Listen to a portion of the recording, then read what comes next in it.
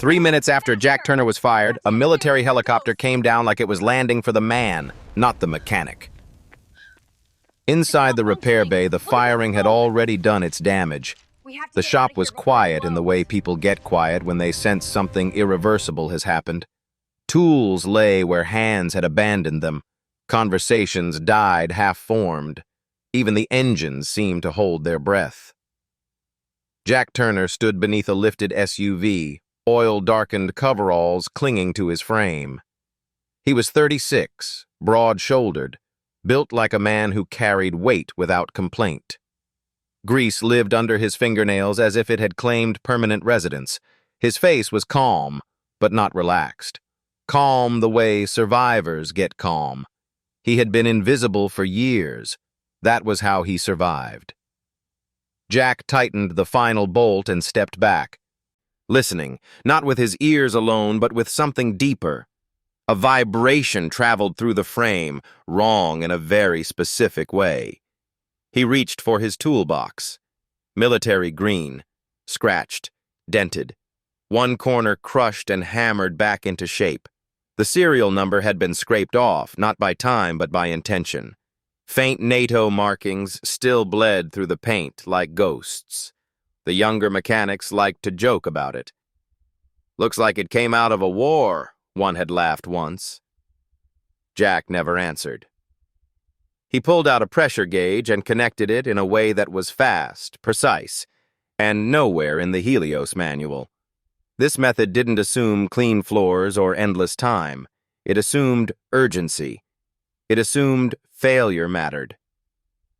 Frank, the oldest mechanic in the shop, watched from a distance. "That's not company procedure," Frank muttered. Jack didn't look up. "It finds the fault in under a minute." Frank studied his hands. "People here prefer the book." Jack's mouth tightened slightly. "Books don't fix engines. People do." Frank said nothing more.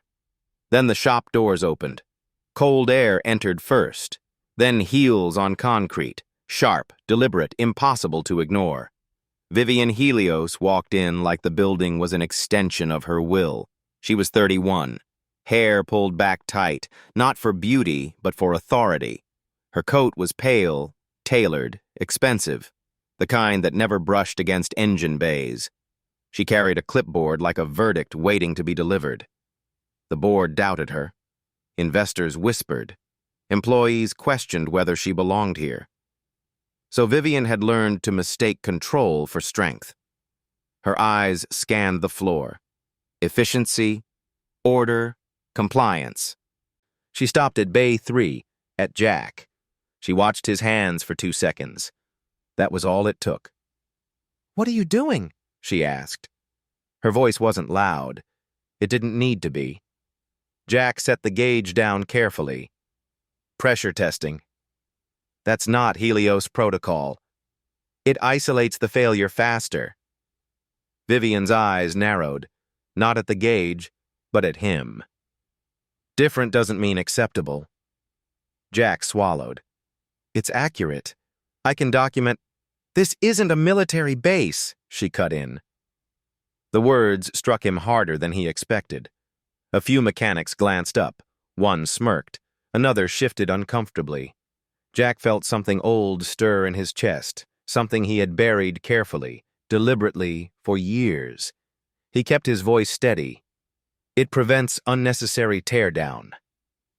Vivian's jaw tightened. She wasn't evaluating the method. She was evaluating obedience. "Jack Turner," she said, reading his badge like it was evidence. "You're terminated, effective immediately." The silence that followed was surgical. Jack didn't argue. He had learned long ago that dignity wasted on the wrong room never came back. He removed his gloves slowly and folded them. He unplugged the gauge. He closed his toolbox, the latch clicking shut with a finality that felt personal.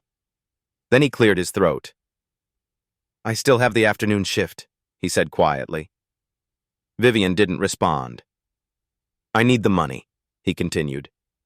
His voice cracked just once. "My daughter's medicine." That should have mattered. It didn't. "Your personal life isn't company policy," Vivian said. Collect your things. Jack nodded, not in agreement, in containment. He lifted his toolbox and walked toward the exit. Behind him, someone laughed nervously. Someone muttered that he should have followed the manual. Frank said nothing, but his eyes followed Jack like a man watching history repeat itself. Outside the gate, Jack set his toolbox down. That was when the sound began. Low, distant, growing. A vibration that didn't belong to traffic or construction or weather. Jack's spine went rigid. He knew that sound. Rotor blades, not civilian, not news, military.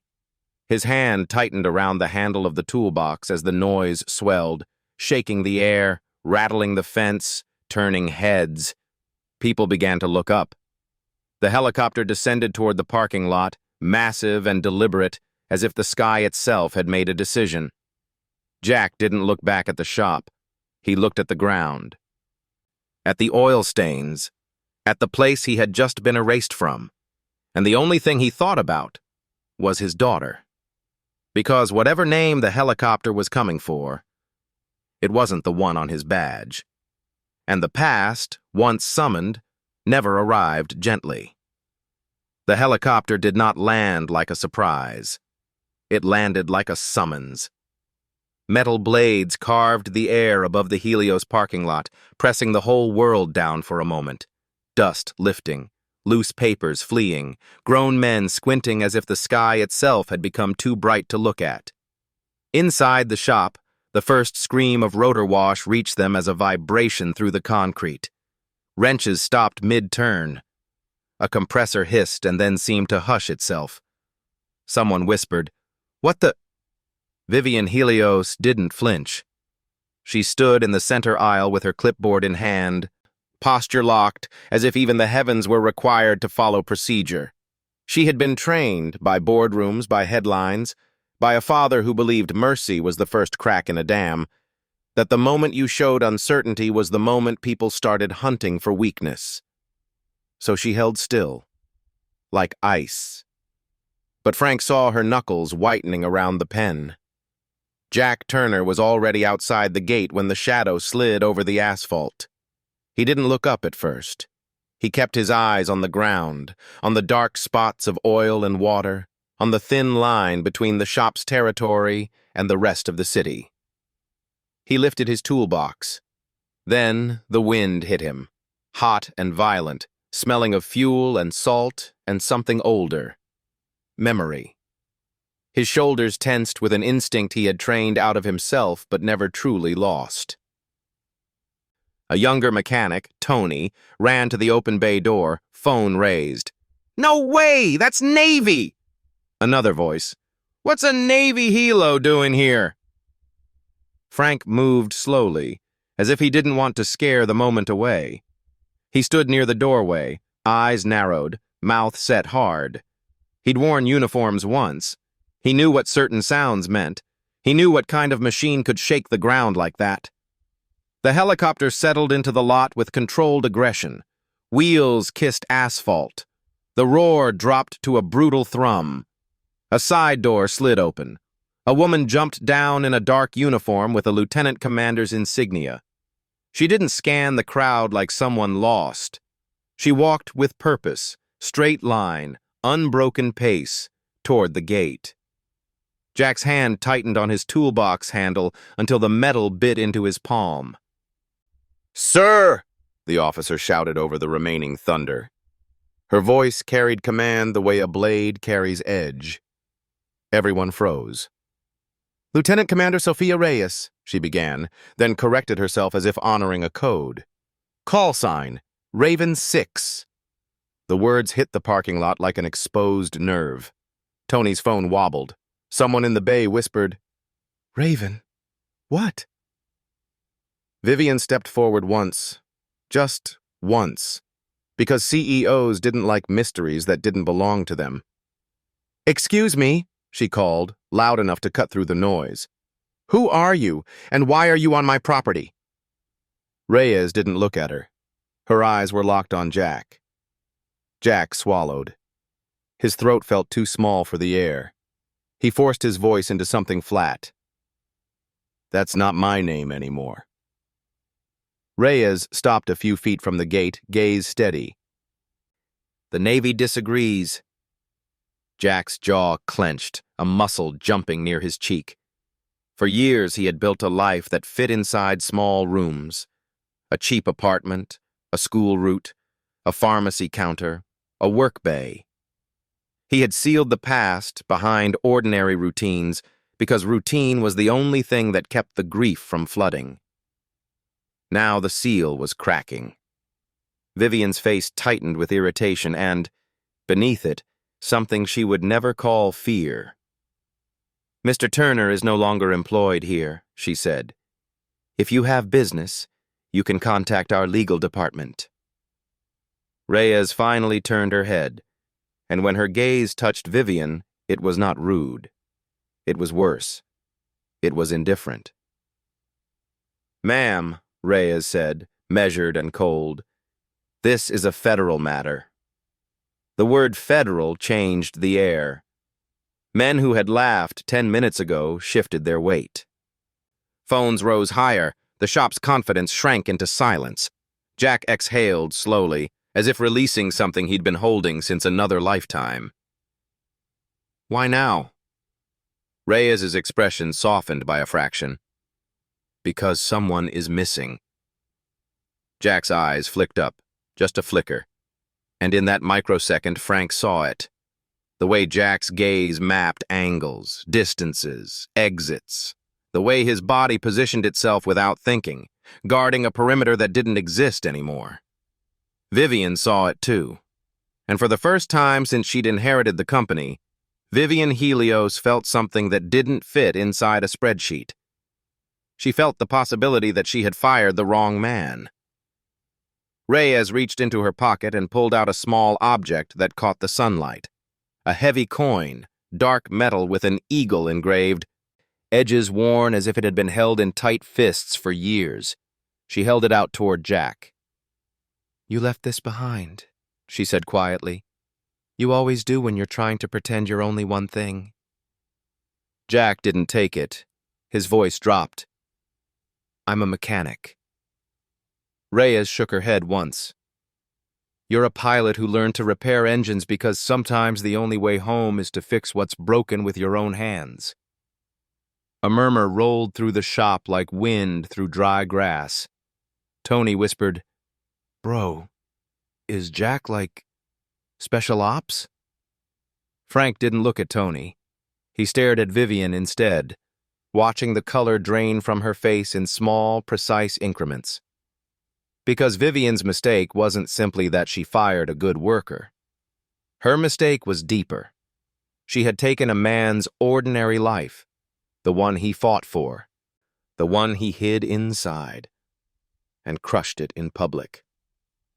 Jack finally lifted his eyes to Reyes.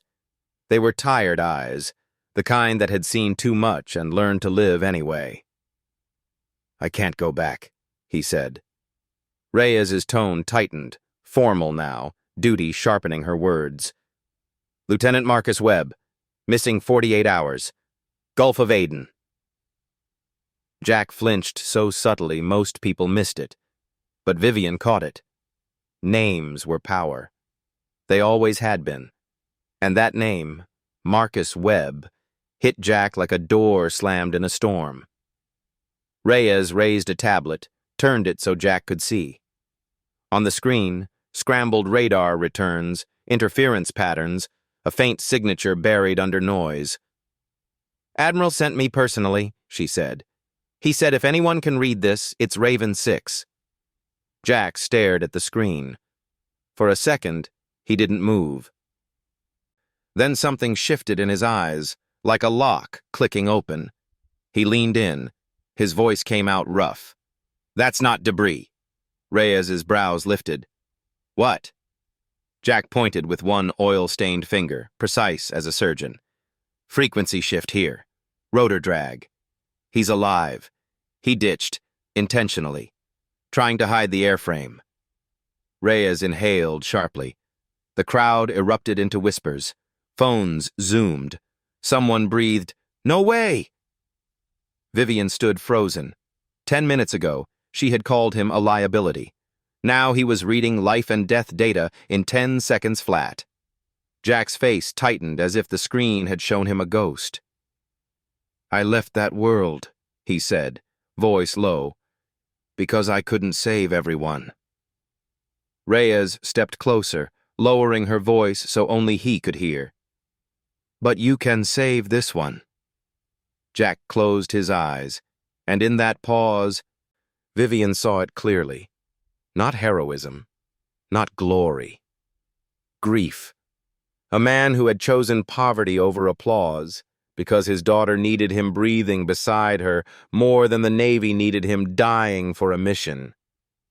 Vivian opened her mouth to speak. Nothing came out, because for the first time in her life, she understood what power had stolen from her, the ability to see people before judging them. Jack opened his eyes again, and the decision forming in him looked like pain becoming purpose. "Give me the full data," he said. Reyes nodded once, relief flickering across her face. "Yes, sir." And Vivian Helios, CEO, controller of policy, queen of rules, watched the man she fired step back into a world he'd tried to bury. Not for medals, not for recognition, for a stranger's child who was waiting for a father to come home. Jack didn't go with the helicopter. Not yet. When Reyes closed the tablet and stepped aside to make calls, Jack turned away from the crowd as if the attention itself were heat. He walked, fast, contained, down the block, toolbox still in hand, the thrum of rotor blades following him like a memory that refused to stay buried. He had a rule. Always check on Ellie before anything else. The pharmacy sat 3 blocks from the shop, a narrow place with fluorescent lights and a bell that chimed like an apology whenever the door opened. Jack pushed inside, heart still racing, ears still ringing with frequencies he knew too well. Ellie's prescription was folded in his pocket, creased from being taken out and put back too many times. He laid it on the counter with care, as if neatness could make the numbers smaller. The pharmacist, Mrs.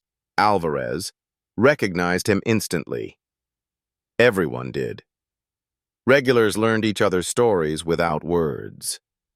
She typed, nodded, frowned. Jack waited. That was another rule. Wait quietly. Don't rush people who already know they're about to disappoint you. "Jack," she said softly, "your total is 112. He opened his wallet. Bills first, then coins. He stacked them the way he stacked parts on a workbench, methodical, hopeful. $38.17. Mrs. Alvarez didn't look at the money. She looked at his hands, at the small tremor he couldn't quite control. "You're short," she said, though they both knew. Jack nodded once. "I get paid Friday." She hesitated. The pharmacy had rules too, rules written by people who never watched a child bargain with air. "I can give you a sample," she whispered. "Just this once." Relief hit him so hard it hurt. "Thank you," he said. The words felt too small for the moment. He tucked the inhaler into his pocket like it was glass. Outside, the air was colder. Ellie stood on the curb where he'd told her to wait, backpack slung over one shoulder, inhaler already half raised because she'd learned to anticipate her own lungs. "You okay, baby?" he asked, kneeling. She nodded, then shook her head. "A little tight." He helped her take the dose, counted her breaths, in, out, in, out. He watched her chest until the panic eased and color returned to her cheeks. She looked up at him, solemn. "Did you lose your job?" Jack's mouth tightened. He'd promised himself he wouldn't lie to her. He'd also promised he wouldn't let the world crush her with truths she didn't need yet. "I took a break," he said. Ellie considered this. "Is it because you fixed the car weird?" He smiled despite himself. "Different." She smiled back. Different can be good. Jack pulled her close. For a moment, the city receded. The helicopter's noise faded into distance. The past stayed where it belonged, locked behind routine. Then footsteps approached. Reyes stopped a respectful distance away, hands visible, posture eased. "I won't keep you," she said. Her voice was gentler now, stripped of ceremony. "But I need your eyes on the full feed. We have a pilot alive. He has a daughter." Ellie looked between them. "Dad?" Jack closed his eyes for a breath. He saw two images collide. Ellie counting breaths on a curb, and a cockpit filling with water somewhere far away. "I'll look," he said. "From here." Reyes nodded, grateful. She handed him the tablet again. The data unfolded like a language he hadn't spoken aloud in years but had never forgotten. Jack traced patterns with his finger: weather shear, interference bands, tidal pull. He moved fast, precise, ruthless with assumptions. "There," he said. "Coral shelf creates a radar shadow. He ditched to hide the airframe. If the tide turns before extraction, the cockpit floods." "How long?" Reyes asked. Jack checked the time, the moon phase, the current. 8 hours, maybe less. Reyes was already calling it in. Ellie watched her father like he was someone new. "You're good at that." Jack knelt again, eye level. "I used to be." "Can you help him?" she asked. Jack's chest tightened. He nodded. "I can help them find him." Ellie thought, then reached into her pocket and pulled out a small, worn coin. "Then take this," she said. It was heavy, warm from her hand, an eagle etched deep, edges smooth. Jack stared. "Where did you get that?" he asked. She shrugged. "It was in your jacket. It makes you brave." Jack closed his fingers around it. He stood, steadier than he'd been all day. Reyes met his eyes. "The Admiral wants you at Helios. Secure room, now." Jack hesitated, just a fraction, then looked back at Ellie. "Go home with Mrs. Alvarez," he said. "I'll meet you." She nodded, serious. "Don't be late." He watched her walk away before turning back toward the sound of rotors and the weight of a life waiting on coordinates. Across town, Vivian Helios sat in her office with the blinds half closed, replaying security footage she couldn't unsee. Jack's hands, his focus, the moment she mistook excellence for insubordination. Her phone vibrated. Headlines bloomed. Names spread. And for the first time, Vivian wondered what rules cost when they were enforced without listening. Outside, the helicopter lifted again. Jack squared his shoulders and followed. Helios Automotive had never felt smaller. The conference room on the 3rd floor was built for confidence.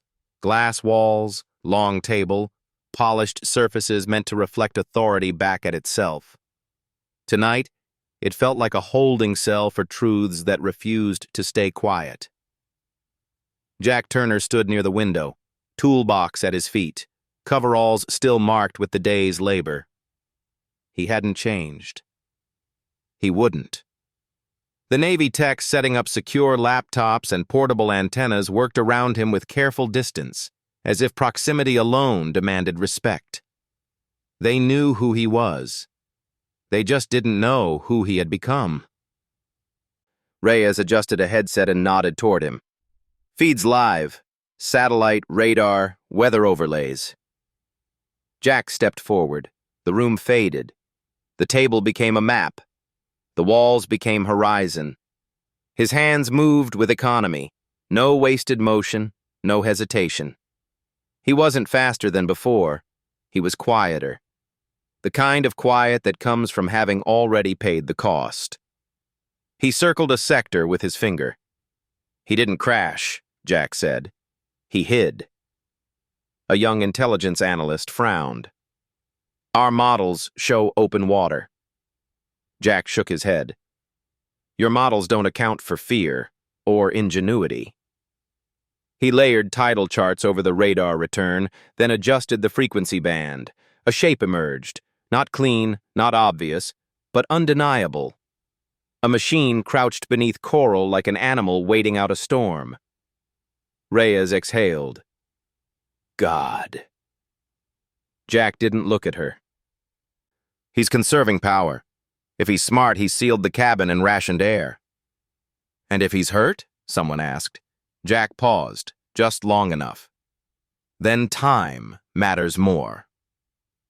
Across the hall, Vivian Helios watched through the glass. She had dismissed the room an hour ago, sent assistants home, postponed calls, canceled a dinner she hadn't wanted to attend anyway. Now she stood alone, arms crossed, trying to make sense of a man she had reduced to a line item.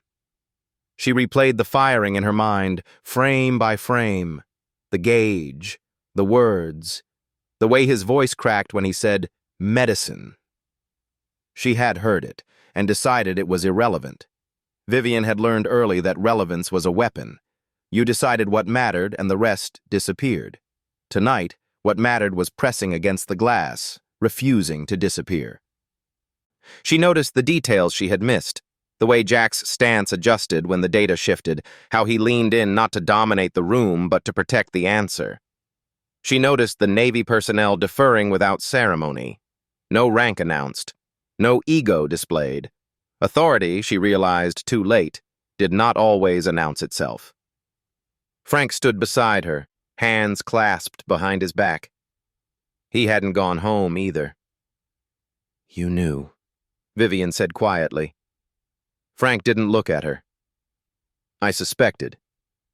Why didn't you say anything? Frank's mouth tightened. You were listening for mistakes, ma'am, not people.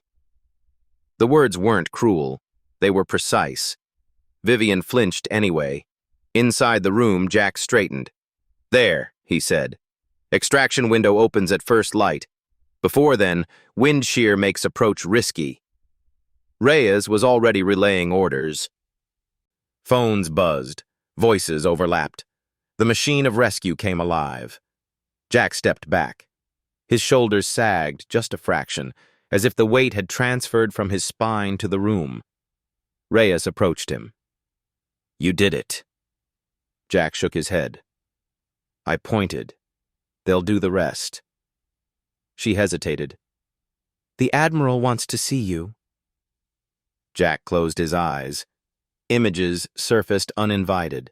A cockpit at night, rain hammering glass, a call sign spoken one last time.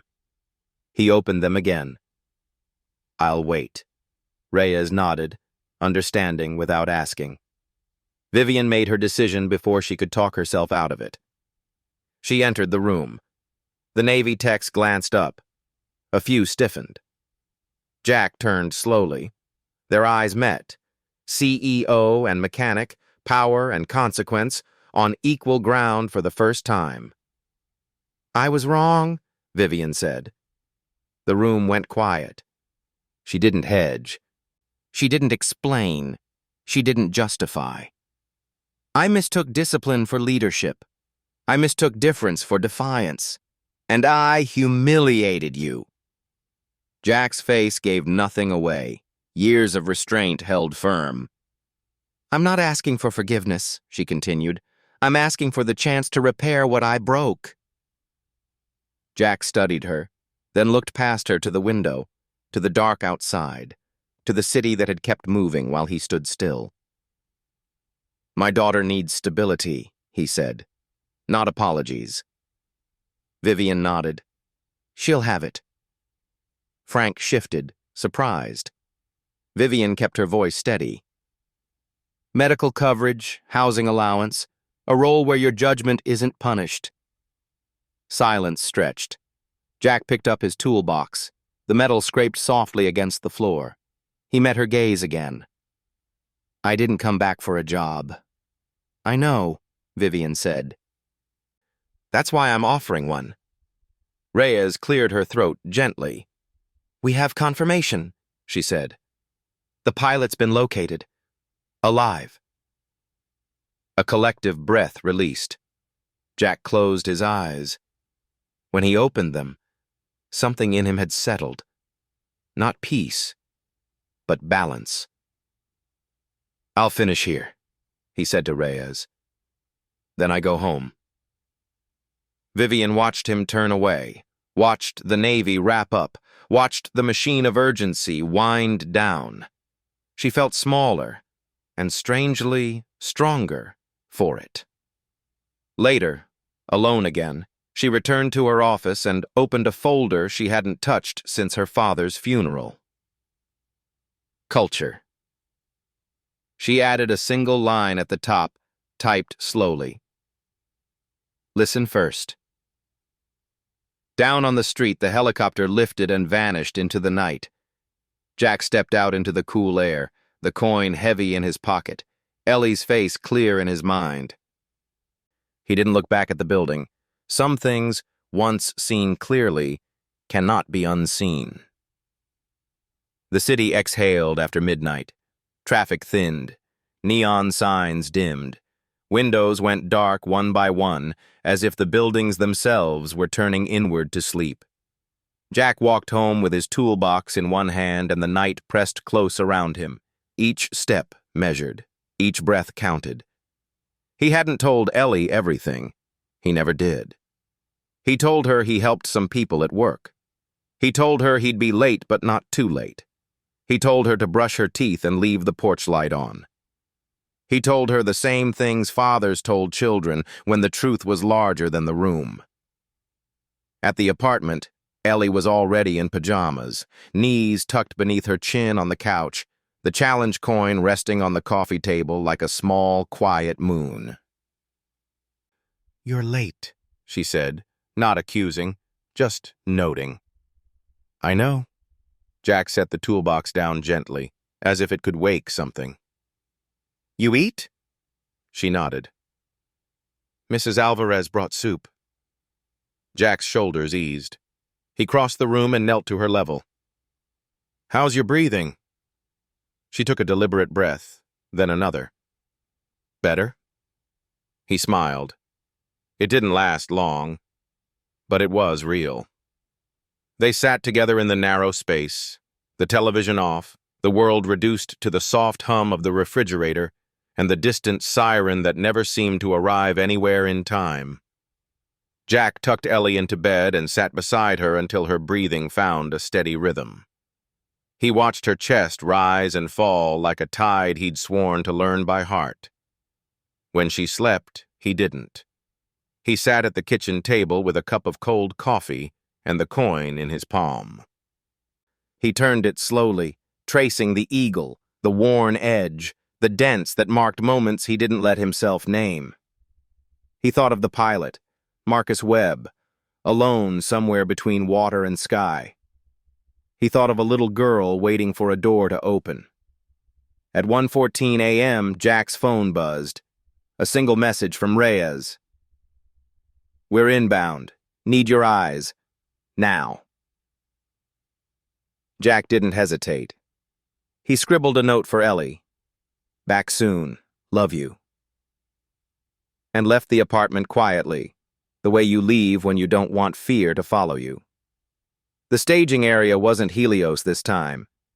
It was a municipal airfield on the edge of the city, floodlights bleaching the ground into hard clarity. The helicopter waited with its mouth open, rotors idling, crew moving with practiced urgency. Jack climbed aboard without ceremony. No salutes, no introductions, just work. Inside the aircraft, the world narrowed to instruments and headsets and the pulse of engines. Jack leaned over the display as the coastline slid beneath them, dark water swallowing moonlight. He layered data in his head the way he once layered weather, fuel, and fear. "Shift your approach," he said into the mic. "Wind's lying to you." The pilot adjusted. The helicopter steadied. Reyes watched Jack closely, not for mistakes, but for tells. There were none. He was focused in a way that felt ancient, like a language his body remembered even if his life had moved on. They reached the coordinates at first light. The sea was deceptively calm. Jack's finger tapped the screen. "There," he said. "Shadow's wrong. That's not reef." The pilot banked. The crew chief leaned out. A flare arced and burned, painting water and stone in orange relief. Metal glinted. A rotor blade, bent but intact. "He's here," Reyes breathed. The rescue unfolded fast and slow at the same time. Fast in motion, slow in consequence. Divers went down. Lines went taut. The helicopter hovered, engines straining against the invisible hand of gravity. Jack watched the water. He remembered another hover, another night, another moment when the sea had reached up and taken something he could not get back. His jaw tightened. His hands stayed steady. "Contact," a voice crackled. "Pilot alive. Weak but responsive." Jack closed his eyes for a heartbeat. Then he opened them. They lifted Marcus Webb from the water like a promise kept too late. He coughed. He laughed once, disbelieving. He whispered a name, his daughter's, and the word carried farther than the rotors ever could. Back at the airfield, medics took over. Jack stepped back into shadow, already retreating from a spotlight he had never wanted. Reyes followed him. "You saved him," she said. Jack shook his head. "I pointed. You flew." She studied him. "You always do that." He met her gaze. "Because the moment you start counting saves, you start counting losses." She nodded, understanding without agreement. At 6:02 a.m., Jack returned home. Ellie was awake, sitting at the kitchen table with the note folded neatly in front of her. She looked up as the door opened. "You're back," she said. "I am." She eyed his face. "Did it work?" Jack knelt. "He's going home." Ellie smiled, a small, fierce thing. "Good." She slid the coin across the table to him. "You forgot this." Jack pushed it back. "No, I brought it where it belongs." She frowned, then understood. She opened a drawer beside her crayons and inhaler and placed it inside like it was supposed to live there. He made breakfast, eggs and toast, nothing fancy, and walked Ellie to school as the city woke around them, unaware of how close it had come to another quiet tragedy. Across town, Vivian Helios watched the morning news in silence. The headlines scrolled, the footage blurred. The words hero and mechanic sat uneasily together, demanding a choice. She picked up her phone and typed a message she had never sent before. "We need to talk. In person. Today." Jack felt the buzz as Ellie ran ahead to the gate, backpack bouncing, breath easy. He didn't answer yet. He watched her turn and wave, then disappear into the building where the day would be small and manageable. Only then did he look at the screen. Some nights end with sleep. Others end with truth. The meeting was scheduled for noon. Jack spent the morning doing the ordinary things that kept his life from unraveling. He fixed a loose cabinet hinge, washed 2 mugs, folded laundry that smelled faintly of detergent and night air. He moved through the apartment with the careful economy of someone who had learned that chaos arrived faster when invited. Ellie went to school breathing easily. That mattered. Everything else could wait. At 11:43, Jack stood in front of the bathroom mirror and studied his reflection. The man looking back wore the same face he had carried for years, lines etched by sleep debt and worry, eyes steady but tired. He washed his hands until the grease stains faded to memory, then changed into a clean shirt. Not a suit. He had never trusted clothing that tried too hard to convince people. When he stepped outside, the city felt louder than it had an hour earlier, as if word traveled faster than he did. A woman across the street recognized him from the morning broadcast and stared a beat too long. Jack nodded politely and kept walking. Helios Automotive rose ahead, glass and steel catching the sun like a held breath. Vivian Helios waited in the lobby, not behind a desk, not flanked by assistants. She stood alone, hands clasped, posture careful. She had chosen this place on purpose, neutral ground, where power didn't echo. Jack stopped a few feet away.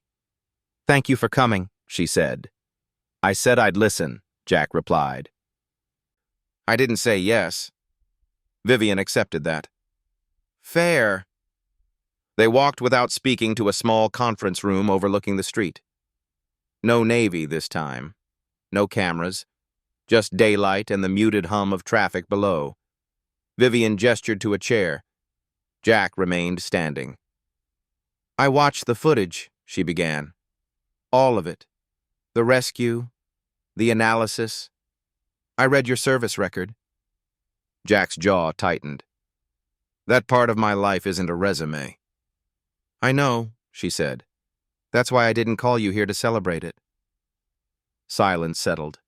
Vivian took a breath she had practiced on the way over.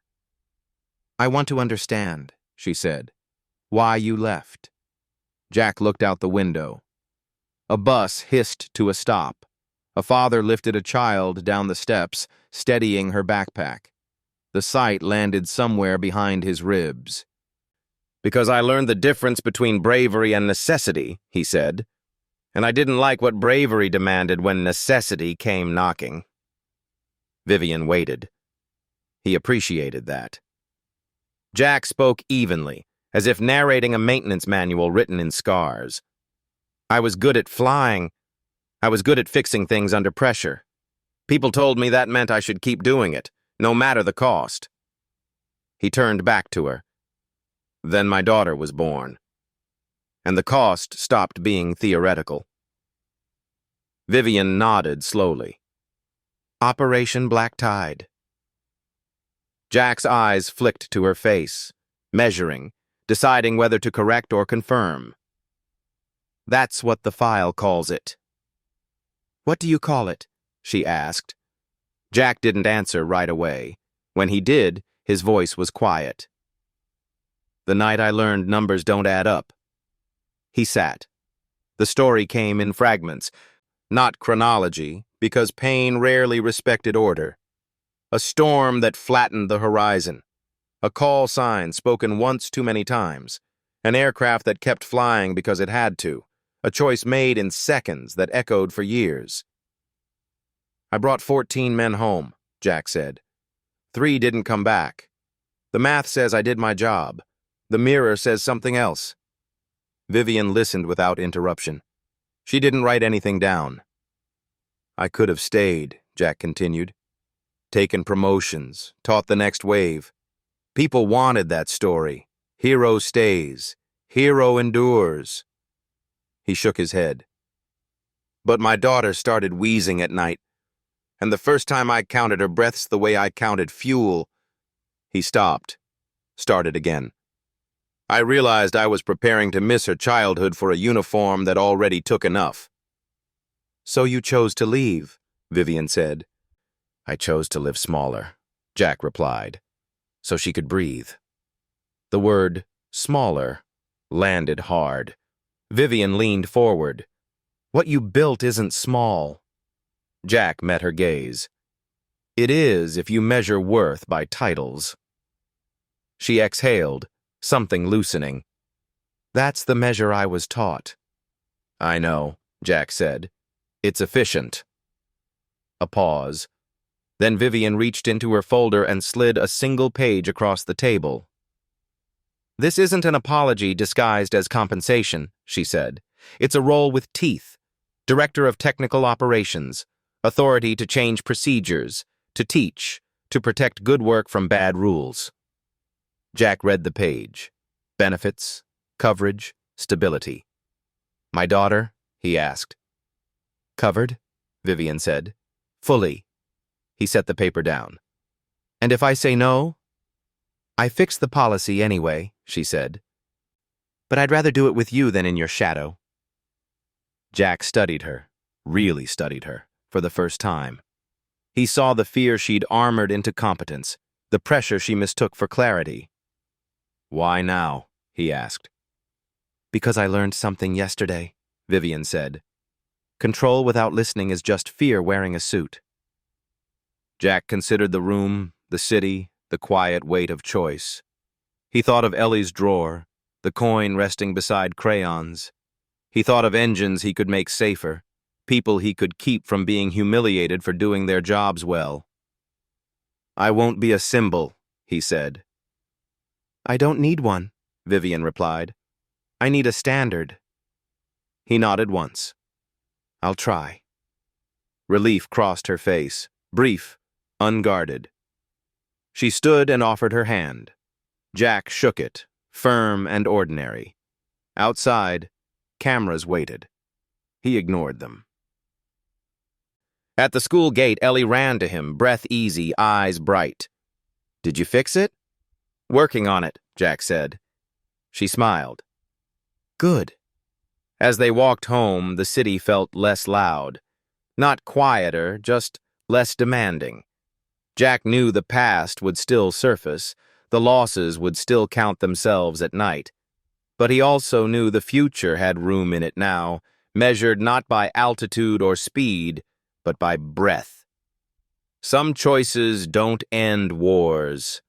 They end running. The first thing Jack changed was the meeting. Not the agenda, not the slides, the room.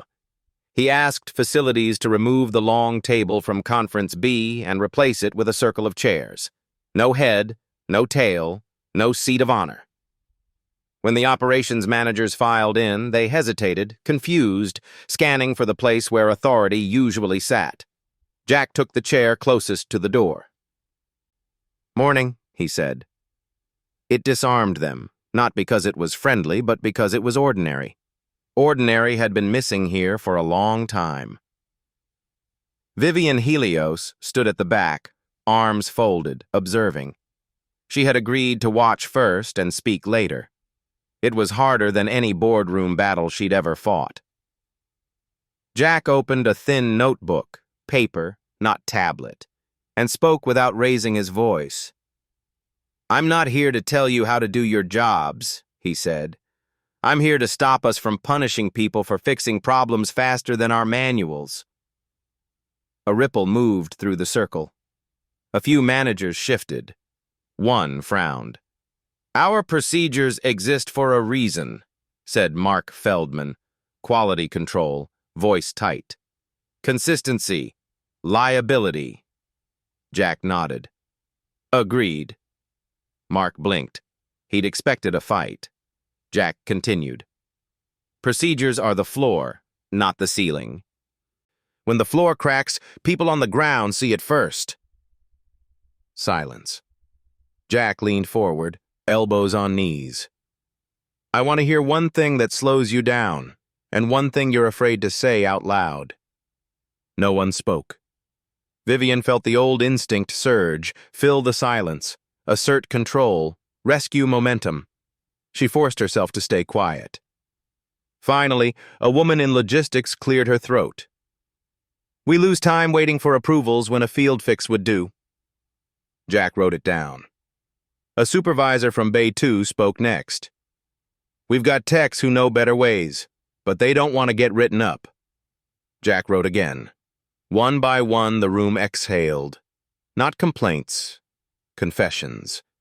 The kind that surfaced only when punishment left the building. Mark tried again. "What if someone gets it wrong?" Jack looked at him steadily. "Then we teach. We don't humiliate." The word landed. Vivian felt it like a tuning fork against her ribs. After the meeting, she found Jack in the hallway, studying a maintenance schedule taped to the wall. "You didn't mention the rescue," she said. "It wasn't relevant," Jack replied. "It could have helped." He turned to her. "If people trust me because of who I saved once, that trust expires. If they trust me because I listened today, it renews." Vivian nodded, absorbing the cost of that sentence. The policy changes followed quietly. A pilot program, Jack insisted on the word, allowed technicians to submit alternative methods with documentation and peer review. No names attached. Ideas stood on merit alone. Error rates dropped. Throughput rose. Pride returned to faces that had learned to keep their heads down. Frank stopped by Jack's office one afternoon, cap in hand. "Never thought I'd see this place change," Frank said. "It didn't," Jack replied. "People did." At home, Ellie noticed the difference before anyone else. "You're smiling," she said one evening as he cooked. "Not the small one, the real one." Jack paused. "Is that good?" She nodded solemnly. "Means you're not running." He swallowed. Children had a way of naming things adults circled for years. The media cycle moved on, as it always did. Another story replaced his. Jack was grateful. He preferred fixes you could measure with a wrench, not a headline. One afternoon, a junior tech named Luis knocked on his door, hands shaking. "I have an idea," Luis said, "but it's not in the book." Jack gestured to a chair. "Show me." They spread diagrams on the desk. Jack listened. Asked questions. Pushed once, gently, where the logic thinned. Luis left an hour later taller than he arrived. Vivian watched from the corridor, unseen. She understood now that leadership wasn't volume. It was clearance, removing the debris so other people could stand. That night, after Ellie fell asleep, Jack opened the drawer and held the coin. He didn't feel the old pull. The past had a place now, honored, contained, useful when needed, quiet when not. He set the coin back beside crayons and inhaler. Outside, a helicopter passed far overhead. Civilian, forgettable.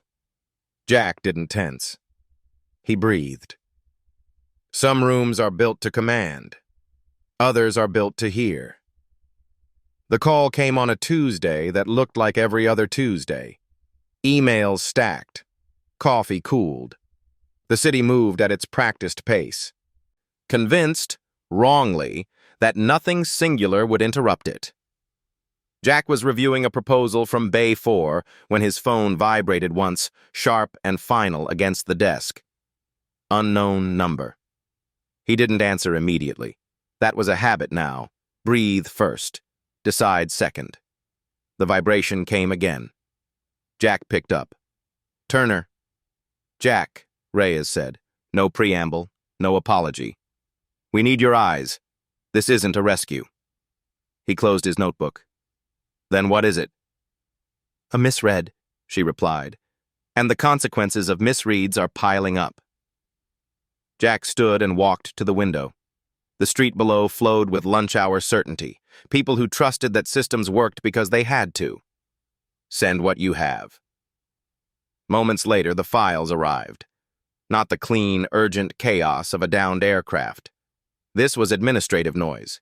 Shipping routes, maintenance logs, inspection reports stamped compliant. On paper, nothing was wrong. Jack read the paper the way he read engines, listening for what didn't hum. "Someone adjusted tolerances," he said quietly, more to himself than to her.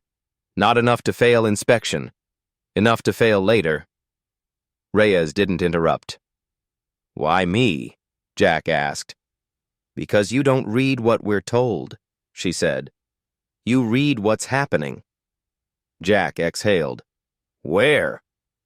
3 depots, 2 continents, same vendor.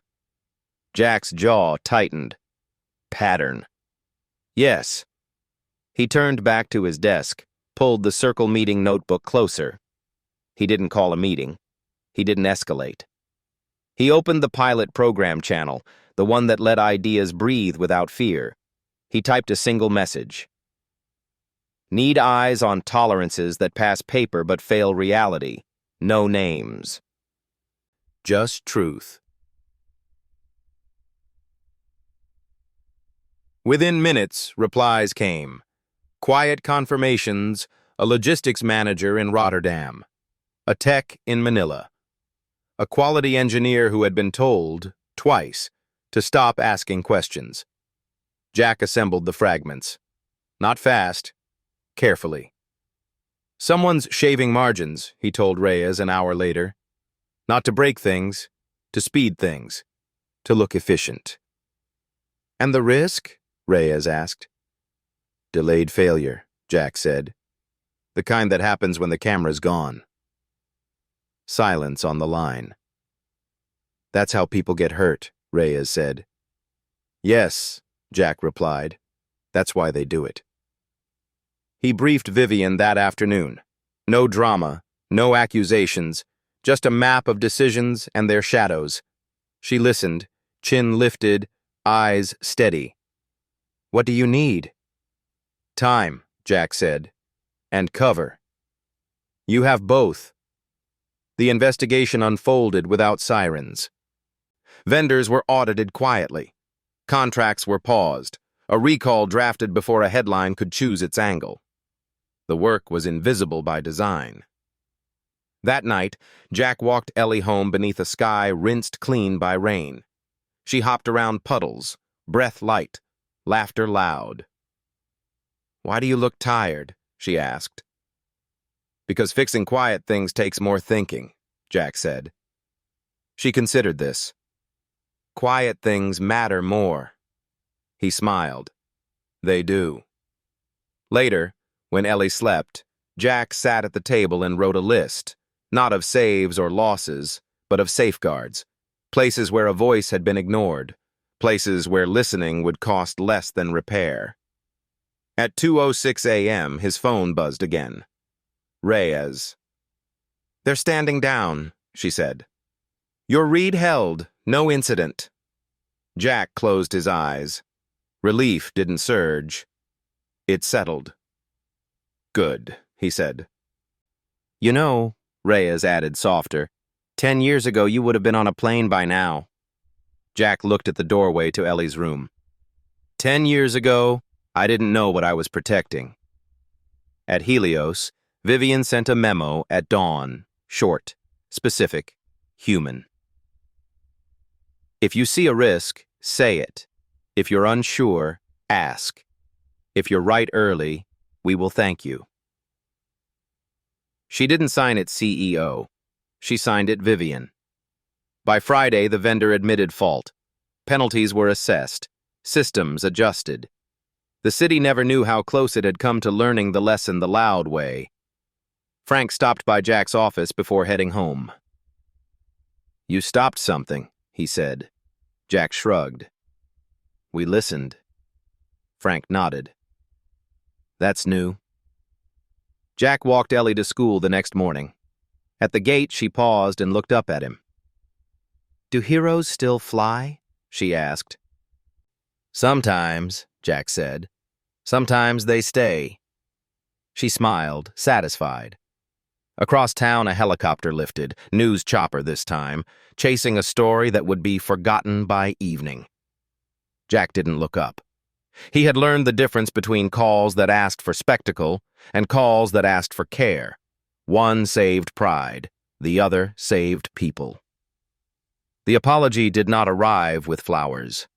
It arrived with paperwork, a closed door, and a witness who did not speak. Vivian Helios asked Jack to meet her after hours. No cameras, no assistants, no agenda slid across a polished table. The building felt different at night. Glass reflected less. Hallways listened more. They sat in the small conference room overlooking the street, the same one where she had first offered him a role instead of a remedy. A folder lay between them. Vivian didn't touch it. I owe you an apology, she said. Jack waited. He had learned the difference between apologies that relieved the speaker and apologies that repaired the damage. I didn't just fire you, Vivian continued. I used you. I used humiliation as a tool because it made me feel safe. Jack's gaze stayed steady. Safety built on fear doesn't last. I know, she said. I learned that the expensive way. She opened the folder then. Not contracts, not benefits. Incident reports. Complaints logged and closed. Names redacted. Patterns circled in pen. These were dismissed under my watch, Vivian said. People warned us. I chose speed over care. Jack read without comment. I want you to see this, she said, because accountability that stays private is just reputation management. He closed the folder. What are you asking? Permission, Vivian replied, to say it out loud, to the company, to the board, to admit I was wrong, and why. Jack considered her. He saw the cost lining up in her eyes, investor discomfort, headlines sharpening, authority recalibrating. This apology would bruise her. Do it, he said, but don't center me. She nodded. I won't. The announcement came the next morning, short, unembellished. Vivian stood at the atrium railing and spoke to a company that had learned to brace. I failed to listen, she said. I punished difference.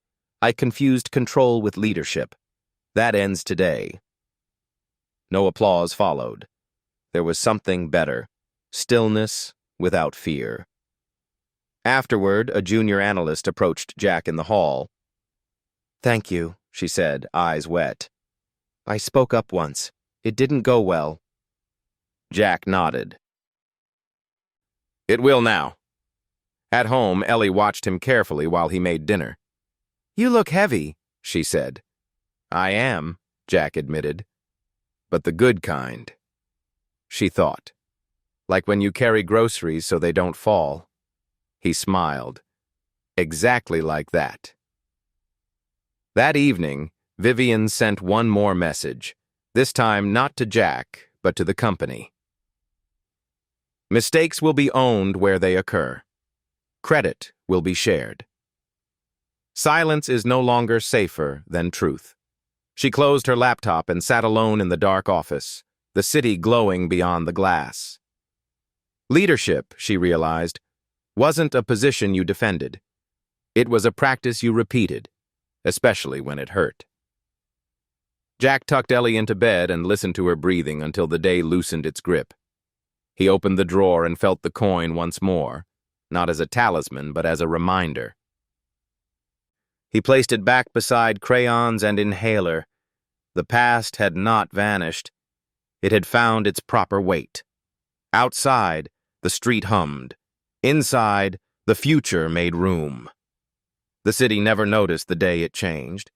There were no sirens, no banners, no breaking news crawl sliding across screens.